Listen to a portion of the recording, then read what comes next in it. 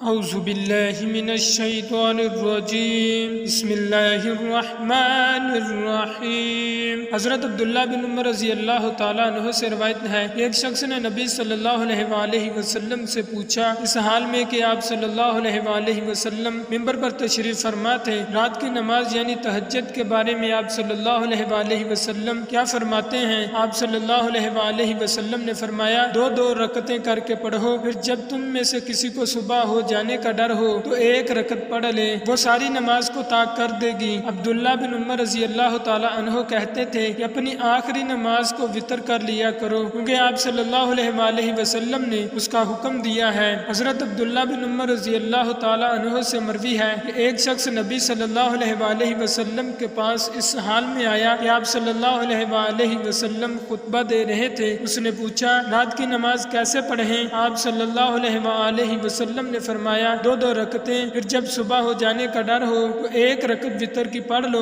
وہ ساری نماز کو طاق کر دے گی۔ امام بخاری رحمۃ اللہ تعالی علیہ نے کہا، ولید بن کثیر نے کہا، مجھ سے عبید اللہ بن عبداللہ نے بیان کیا، ان سے ان کے والد عبداللہ بن عمر رضی اللہ تعالی عنہ نے کہ ایک شخص نے نبی صلی اللہ علیہ وآلہ وسلم کو آواز دی۔ آپ صلی اللہ علیہ وآلہ وسلم اس وقت مسجد میں تشریف فرما تھے۔ حضرت ابو واقد لیثی رضی اللہ تعالیٰ عنہ سے روایت ہے، انہوں نے کہا، ایک بار رسول اللہ صلی اللہ علیہ وآلہ وسلم مسجد میں تشریف فرما تھے، اتنے میں 3 آدمی آئے، 2 تو رسول اللہ صلی اللہ علیہ وآلہ وسلم کے پاس مسجد میں چلے آئے اور ایک واپس چلا گیا۔ 2 جو آئے تھے ان میں سے ایک نے حلقے میں کچھ جگہ خالی دیکھی، وہ وہاں بیٹھ گیا اور دوسرے کو جگہ نہ ملی، وہ ان کے پیچھے بیٹھا، اور تیسرا تو باہر ہی سے پیٹھ موڑ کر واپس چلا گیا۔ جب آپ صلی اللہ تعالی علیہ وآلہ وسلم وہاں سے فارغ ہوئے تو آپ صلی اللہ علیہ وآلہ وسلم نے فرمایا، لوگوں میں